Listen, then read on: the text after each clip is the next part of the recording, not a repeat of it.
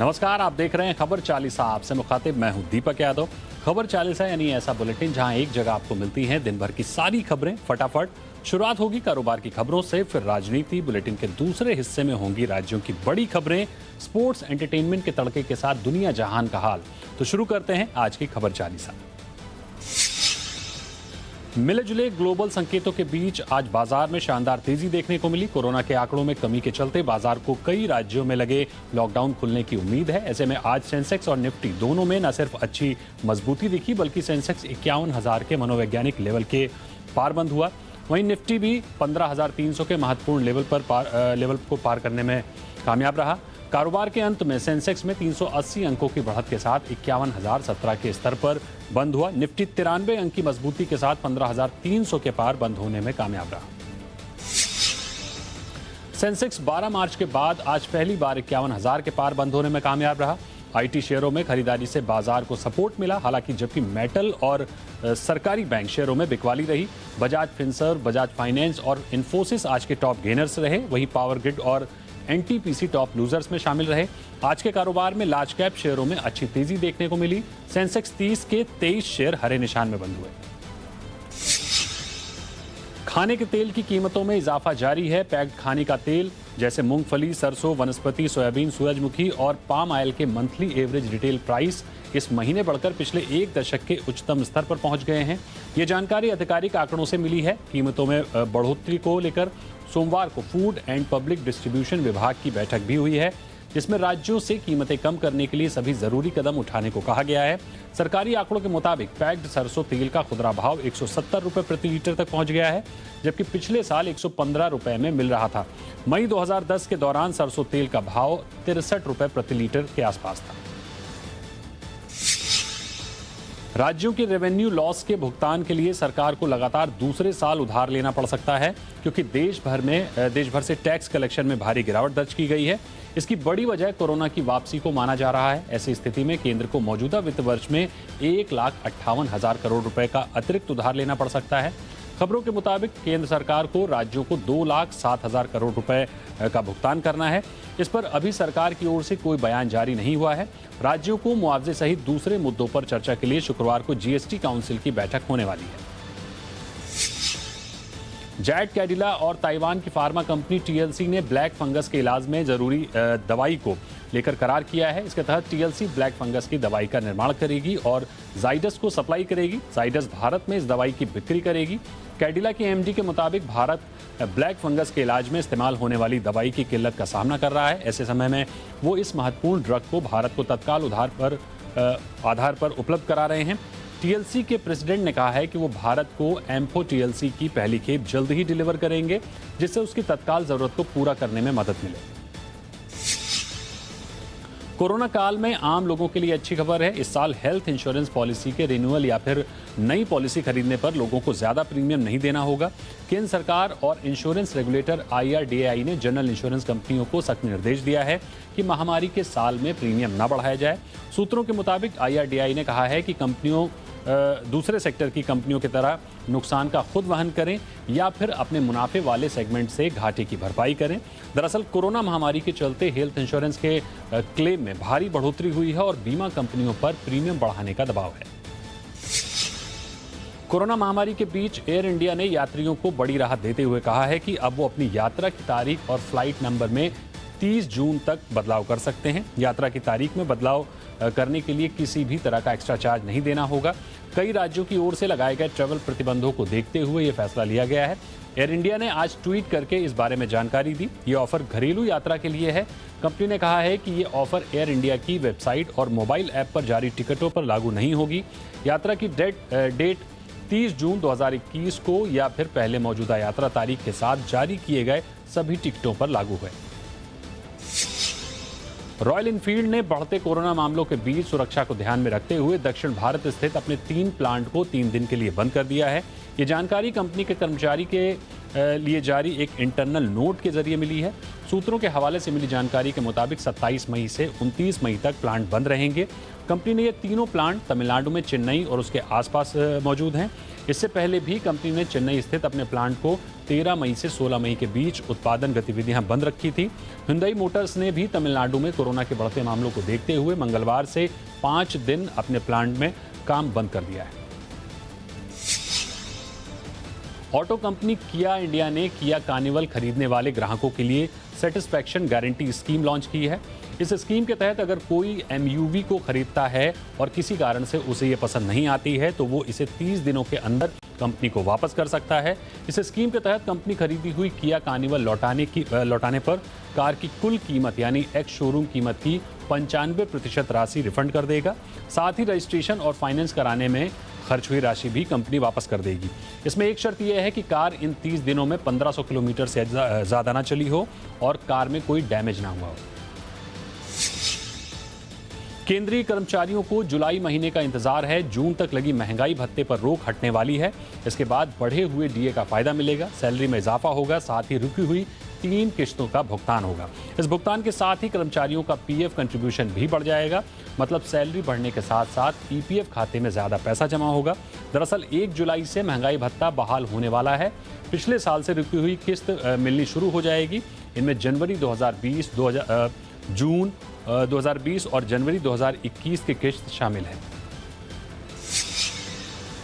यास तूफान आज सुबह करीब 9 बजे ओडिशा के भद्रक जिले के तट से टकराया। 10:30 बजे से 11:30 बजे के बीच वो दक्षिण बालासोर के 20 किलोमीटर करीब से गुजरा। इस दौरान 140 किलोमीटर प्रति घंटे की रफ्तार से हवाएं चली। इसके बाद तूफान उत्तर पश्चिम की तरफ बढ़ गया और बालासोर से करीब 15 किलोमीटर दूर दक्षिण पश्चिम की तरफ केंद्रित हो गया। साइक्लोन के कारण बालासोर के तट पर समुद्र में ऊंची लहरें उठ रही हैं। कई कॉलोनियों में समुद्र का पानी भर गया है। तूफान को लेकर ओडिशा के 6 जिले हाई रिस्क जोन घोषित किए गए हैं। मौसम विभाग ने बताया है कि अत्यंत गंभीर चक्रवाती तूफान यास अब गंभीर चक्रवाती तूफान में बदल गया है, यानी तूफान की ताकत थोड़ी कम हुई है। ओडिशा के साथ साथ बंगाल, बिहार, झारखंड, तमिलनाडु में भी तूफान का असर है। ओडिशा के चांदीपुर और बालासोर के साथ ही बंगाल का दक्षिण 24 परगना जिला सबसे ज्यादा प्रभावी है। बंगाल के दीघा और मंदामार्नी में होटलों और दुकानों में समुद्र का पानी भर गया है। पूर्वी मेदिनीपुर में तैनात आर्मी की टीम ने पानी का लेवल बढ़ने पर फंसे 32 लोगों को रेस्क्यू कर बचाया। यास के कारण झारखंड के पश्चिम सिंहभूम जिले में सुबह से बारिश हो रही है। कई जिलों में चेतावनी जारी की गई है। वहीं पटना सहित बिहार के 26 जिलों में भारी बारिश का अलर्ट है। कोलकाता एयरपोर्ट पर आज सुबह 8:30 बजे से ऑपरेशन बंद है। रेलवे ने दक्षिण से कोलकाता के लिए 38 रूट पर चलने वाली लंबी दूरी की ट्रेनों को 29 मई तक के लिए रद्द कर दिया है। दिल्ली में कोरोना मामलों में कमी के चलते अब लॉकडाउन का दौर खत्म करने की तैयारी शुरू हो गई है। सूत्रों के मुताबिक दिल्ली में संक्रमण की दर कम होने के बाद लॉकडाउन में 1 जून से छूट दी जाएगी। हालांकि ये अनलॉक लिमिटेड हो सकता है और आंशिक छूट दी जा सकती है। 1 जून से दिल्ली सरकार कंस्ट्रक्शन से जुड़ी दुकानें, हार्डवेयर शॉप, मेंटेनेंस और रिपेयर से जुड़ी दुकानों को खोलने की इजाज़त दे सकती है। वहीं मॉल, स्पा, जिम के खुलने पर अभी सहमति नहीं बन पाई है। वैक्सीन संकट से जूझ रहे दिल्ली के लोगों के लिए राहत वाली खबर है। दिल्ली के मुख्यमंत्री अरविंद केजरीवाल ने कहा है कि स्पुतनिक वी के निर्माता दिल्ली को वैक्सीन की सप्लाई करने के लिए तैयार हो गए हैं, लेकिन इसकी मात्रा अभी तय नहीं हो पाई है। अरविंद केजरीवाल ने यह भी बताया कि अब तक दिल्ली में 620 ब्लैक फंगस के मामले सामने आ चुके हैं। उन्होंने बताया कि इसके लिए दवाई की कमी बनी हुई है। इस बीच वैक्सीन की कमी के चलते दिल्ली में लगातार दूसरे दिन युवाओं को वैक्सीन नहीं लगाई गई। राज्य सरकार ने बताया कि कोवैक्सीन और कोविशील्ड दोनों का स्टॉक खत्म हो चुका है। 45 वर्ष से अधिक उम्र के श्रेणी के लिए भी कोवैक्सीन की डोज खत्म हो चुकी है। हमारी फाइजर से बात हुई। फाइजर वाले कहते हैं जी आपको नहीं देंगे, हम केंद्र सरकार से बात करेंगे। हमारी मॉडर्ना से बात हुई। मॉडर्ना वाले कहते हैं जी हम आपको नहीं देंगे, हम केंद्र सरकार से बात करेंगे। तो इनसे सबसे केंद्र सरकार बात करके केंद्र सरकार इनसे सारा इंपोर्ट करे और राज्यों के अंदर बांट दे। वैक्सीन आ जाए तो सबके लिए बूथ बना देंगे, हम आपके लिए भी बना देंगे। वैक्सीन ही नहीं है, बूथ बना के क्या करेंगे। कोरोना महामारी के बीच कई राज्य जहां वैक्सीन की कमी की शिकायत कर रहे हैं, तो दूसरी तरफ इन्हीं राज्यों में वैक्सीन की बर्बादी की जा रही है। इस मामले में झारखंड और छत्तीसगढ़ सबसे आगे हैं। केंद्रीय स्वास्थ्य मंत्रालय की तरफ से जारी आंकड़ों के अनुसार इन दोनों राज्यों में हर 3 वैक्सीन डोज में से 1 डोज बर्बाद हो रही है। वैक्सीन बर्बादी की राष्ट्रीय औसत जहां पर 6.3% है, वहीं झारखंड को सप्लाई हुई कुल वैक्सीन का 37.3% बर्बाद हो गया है। यही हाल छत्तीसगढ़ का है, जहां सप्लाई की गई वैक्सीन का 30.2% हिस्सा बर्बाद हुआ है। झारखंड के मुख्यमंत्री हेमंत सोरेन ने मंत्रालय के आंकड़ों पर प्रतिक्रिया देते हुए कहा है कि उनकी सरकार सही तरीके से वैक्सीन का इस्तेमाल कर रही है। कोरोना वैक्सीन के सर्टिफिकेट को सोशल मीडिया पर शेयर करने को लेकर गृह मंत्रालय ने गंभीर चेतावनी दी है। गृह मंत्रालय ने कहा है कि अगर आप सर्टिफिकेट सोशल मीडिया पर डालते हैं तो आपकी संवेदनशील जानकारी चोरी होने का डर है। इससे बचने का यही उपाय है कि सर्टिफिकेट को अपने पास सहेज कर रखा जाए, ना कि उसे सोशल मीडिया पर सार्वजनिक किया जाए। गृह मंत्रालय ने कहा है कि सर्टिफिकेट पर लिखी जानकारी साइबर अपराधियों के हाथ लग सकती है, तो उस जानकारी के आधार पर आपके साथ फ्रॉड होने की संभावना बढ़ सकती है। ऐसा देखने में आ रहा है कि वैक्सीन के नाम पर खूब धोखाधड़ी हो रही है। लोगों से उनकी जानकारी मांगी जा रही है, उस आधार पर बैंक अकाउंट भी खाली हो रहे हैं। देश में पिछले 24 घंटे में फिर से कोरोना संक्रमण और उससे मौत के मामले बढ़ गए हैं। पिछले 24 घंटे में कोरोना के 2,08,921 नए केस मिले हैं। इस दौरान 4,157 लोगों की मौत हुई है। कल यानी मंगलवार को रिकॉर्ड 22,17,000 सैंपल की टेस्टिंग की गई है। राहत की बात यह रही कि पिछले 24 घंटे में 2,95,085 लोगों ने कोरोना को मात दी है। मौत के आंकड़ों ने सरकार और लोगों के लिए चिंता बढ़ा रखी है। पिछले 24 घंटे में 4,157 लोगों की जान जा चुकी है। मई महीने की बात करें तो बीते 25 में से 13 दिन रोजाना मौतों का आंकड़ा 4,000 के पार रहा है। राजधानी दिल्ली में कोरोना के नए मामलों में लगातार कमी देखी जा रही है। स्वास्थ्य विभाग के मुताबिक पिछले 24 घंटे में 1,491 लोग कोरोना से संक्रमित हुए हैं। इसी के साथ दिल्ली में कोरोना संक्रमण की दर 2% से कम हो गई है। ये पिछले 2 महीनों में सबसे कम है। आपको बता दें कि दिल्ली में 20 अप्रैल को सबसे ज्यादा 28,000 से ज्यादा मामले आए थे, जबकि 2 मई को 407 लोगों की मौत हुई थी। शहर में कोरोना की संक्रमण दर करीब 35% तक पहुंच गई थी। बुद्ध पूर्णिमा पर एक कार्यक्रम को संबोधित करते हुए पीएम मोदी ने कोरोना महामारी के दौरान अपनों को खोने वालों के प्रति संवेदना जताई है। उन्होंने कहा कि कोरोना ने पूरी दुनिया को बदल कर रख दिया है और इस मुश्किल वक्त में बुद्ध के आदर्शों पर चलना जरूरी है। पीएम ने कहा कि कोरोना के खिलाफ जंग में बौद्ध संस्थाओं से काफी सहयोग मिल रहा है। इस वर्चुअल कार्यक्रम में दुनिया भर के बौद्ध संघों के प्रमुख शामिल हुए। बुद्ध पूर्णिमा बौद्ध धर्म मनाने वालों के लिए सबसे अहम त्यौहार है। To those who have suffered and lost their near and dear ones, I would like to extend condolences. I grieve with them. Friends, by studying the life of Lord Buddha, there is mention of the 4 sights. These 4 sights brought Lord Buddha face to face with human suffering. UP सरकार ने corona से ठीक होने वाले मरीजों को बड़ी राहत देते हुए उनका पोस्ट कोविड ट्रीटमेंट फ्री में कराने का ऐलान किया है। यूपी सरकार ने इसको लेकर राज्य के सभी सरकारी और प्राइवेट मेडिकल कॉलेजों और सुपर स्पेशलिटी संस्थानों को आदेश दिया है कि यूपी मेडिकल एजुकेशन डिपार्टमेंट की ओर से जारी आदेश में कहा गया है कि मेडिकल कॉलेजों में भर्ती होने वाले कोविड-19 के मरीजों की जांच रिपोर्ट नेगेटिव आने के बाद भी अगर उन्हें पोस्ट कोविड ट्रीटमेंट के लिए अस्पताल में भर्ती रहना पड़ता है तो उनका भी मुफ्त इलाज किया जाएगा। विभाग के मुताबिक उन इलाज को लेकर भ्रम की स्थिति थी, लेकिन जिन्हें कोविड-19 के बाद की जटिलताओं के कारण अस्पताल में भर्ती कराया गया था। मैसेजिंग ऐप व्हाट्सएप ने भारत सरकार के खिलाफ दिल्ली हाईकोर्ट में केस फाइल कर सोशल मीडिया की नई गाइडलाइंस को चुनौती दी है। व्हाट्सएप ने कहा है कि नए नियमों से यूजर्स की प्राइवेसी पर असर होगा। कंपनी का कहना है कि सरकार के इस फैसले से लोगों की प्राइवेसी खत्म हो जाएगी। व्हाट्सएप के प्रवक्ता ने बताया कि मैसेजिंग ऐप से चैट को इस तरह से ट्रेस करना लोगों की निजता के अधिकार का उल्लंघन होगा। इससे एंड टू एंड इंक्रिप्शन का कोई औचित्य नहीं बचेगा। आपको बता दें कि सरकार ने सोशल मीडिया प्लेटफॉर्म के लिए इसी साल 25 फरवरी को गाइडलाइन जारी की थी और इन्हें लागू करने के लिए 3 महीने का समय दिया था। डेडलाइन मंगलवार यानी 25 मई को खत्म हो गई है। 1985 बैच के आईपीएस सुबोध कुमार जायसवाल को सीबीआई का नया डायरेक्टर बनाया गया है। पीएम मोदी की अध्यक्षता में हुई हाई लेवल कमेटी की बैठक में यह फैसला हुआ। इस कमेटी में भारत के चीफ जस्टिस एनवी रमन्ना और लोकसभा के विपक्ष के नेता अधीर रंजन चौधरी शामिल थे। सीबीआई डायरेक्टर का पद फरवरी से खाली है। अभी अतिरिक्त निदेशक प्रवीण सिन्हा इसके अंतरिम प्रमुख हैं। जायसवाल 2 साल तक इस पद पर रहेंगे। सुबोध कुमार जायसवाल महाराष्ट्र के डीजीपी और एटीएस चीफ रह चुके हैं। अभी वो सीआईएसएफ के डायरेक्टर जनरल हैं। 58 साल के जायसवाल 2022 में रिटायर होंगे। पुलिस सेवा में बेहतरीन काम के लिए उन्हें 2009 में प्रेसिडेंट पुलिस मेडल से भी नवाजा जा चुका है। संयुक्त किसान मोर्चा की अपील पर कृषि कानूनों के विरोध में आज देश भर में किसानों ने विरोध दिवस मनाया। किसानों ने गाड़ियों पर काला झंडा लगाया और दिल्ली बॉर्डर पर सरकार के विरोध में पुतले जलाए। दिल्ली के गाजीपुर बॉर्डर पर बीकेयू नेता राकेश टिकैत ने आंदोलन का नेतृत्व किया। किसान आंदोलन के दिल्ली की सीमाओं पर 6 महीने पूरा होने पर विरोध स्वरूप काले झंडे लगाने का फैसला किया था। बीकेयू नेता राकेश टिकैत ने कहा कि सरकार को कृषि कानून वापस लेने होंगे। एक बार फिर उन्होंने कहा कि जब तक किसानों की मांगे नहीं मानी जाएंगी वो इसी तरह दिल्ली की सीमाओं पर बैठे रहेंगे। उत्तर प्रदेश के बेसिक शिक्षा मंत्री सतीश द्विवेदी के छोटे भाई अरुण द्विवेदी ने आखिरकार अपने पद से इस्तीफा दे दिया। अरुण द्विवेदी ईडब्ल्यूएस यानी आर्थिक रूप से कमजोर अभ्यर्थी कोटा के तहत सिद्धार्थ यूनिवर्सिटी में असिस्टेंट प्रोफेसर के पद पर नियुक्त हुए थे। इस नियुक्ति को लेकर काफी विवाद हुआ था और बीजेपी विपक्ष के निशाने पर आ गई थी। जानकारी के मुताबिक अरुण द्विवेदी का इस्तीफा कुलपति सुरेंद्र दुबे ने मंजूर भी कर लिया है।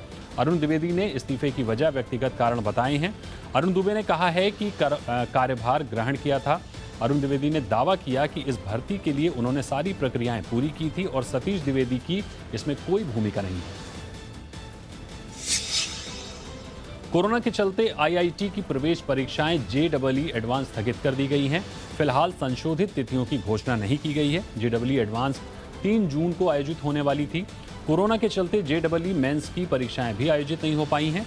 इस साल जेईई मेंस के 4 सत्र होने थे, जिसमें से केवल 2 ही आयोजित किए गए हैं। इस साल कोरोना संक्रमण के कारण छात्रों को राहत देते हुए जेईई मेंस में अटेम्प्ट की संख्या भी दोगुनी कर दी गई है। आपको बता दें कि जेईई मेंस के बचे हुए 2 सेशन जो अप्रैल और मई में होने वाले थे, उन्हें अगली सूचना तक के लिए स्थगित कर दिया गया है।